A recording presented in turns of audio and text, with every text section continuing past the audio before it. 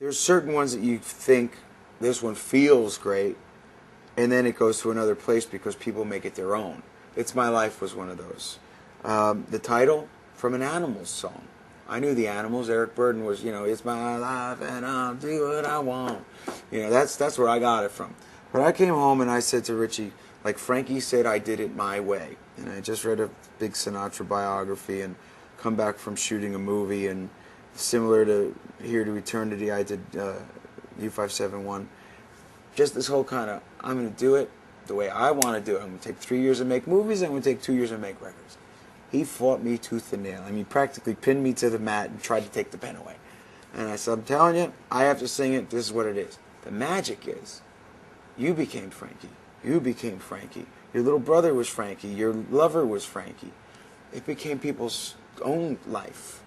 And that's when you go, oh, of course. When it's so pure, that's when it touches the people in that way and it's theirs. I've gotten a lot of comments on You Want to Make a Memory in this early stage, and I've heard it on more than one occasion. I had to pull the car over to the side of the road. I'm all teary-eyed. That was this thing that I had. That's the sign of a good song. From the minute that it was finished, when we wrote it that afternoon, I said, this needs to be a duet. Only if, because we got the lyrics so right, I want to see the movie. And I don't want it to just be me talking to, the shot of the back of the woman's head in the bed. This needed to be a conversation. So now it was, who do we get? Do we go back to Jenny again? Do we go to somebody else? And all I was adamant about is, I need a woman, not a girl. I need somebody who's going to understand this point of view. And we looked hard, and we recorded it, and we mixed it, and we mastered it. It was done, and we didn't have one. And we'd gone around the horn, tried to find a few, and some's voice weren't right, some didn't want to do it. So some things happened out there. Until it was like one of those moments when you hit yourself in the head and went, duh, she was in front of us the whole time. And Leanne's an old soul. She's been around the block. She's seen things come and go. She's married. She's married at a time when people didn't think that young girls should be married. She's still married. The relationship's going well. Dan Huff produced her. So there was a common thread. We had met her many times over the years. So thanks to her and then her manager and her label all agreeing, we re-recorded it over 2 days in a more girl-friendly key and took the shot because I knew that the end result would be there for me as a piece of art. It is what it is, but I'd like to present it in the right light. We were in the studio in Los Angeles recording Have a Nice Day with Shanks. And he has become our producer, much like Dan is Rascal Flatts and Keith Urban's producer. So Johnny and our band were in the studio, and I was in the hotel gym and ran into Keith Urban, introduced myself, and asked him to come down and visit because he had worked with John prior.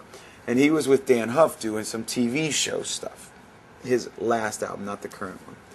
And, I had an ulterior motive. I wanted it to see if my idea for this song being two people could work. So after he came in and we made the small talk, I got down to the brass tacks and I said, hey, Keith, why don't you go in there and sing? And being the accommodating guy he is, he did. There was a banjo there. And I said, why don't you put a banjo on it? Let me see how this sounds. Very accomplished player, as everybody knows, so he played a little banjo on it. I went, great idea in theory. Doesn't work in practice. So Dan is witnessing the whole creative process with me, and Richie and I had written the song, and it was all intact. It was recorded with the band. So Dan went back and, left that end of story, and I went back to the label and I said, I got an idea, but it needs to be a girl, and I think we can twang it up some and give it to CMT, and only CMT, not country radio. Luke Lewis says, I have a new girl, her name is Jennifer Nettles, in a band called Sugarland. I said, well, the prerequisites are threefold. I have to like her voice, because it has to meld with mine. She has to be able to interpret and deliver our lyric, which if you didn't write the song, you don't know if that's possible. And I have to like her songs, because obviously I'd want them to be commercially successful. He sent me their record, and I loved it. We called Dan Huff.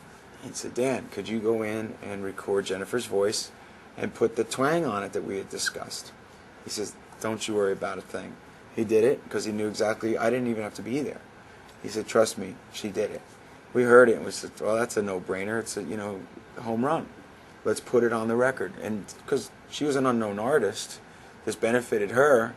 It was a gamble for us, but nothing that could ever hurt us. Let's just try it.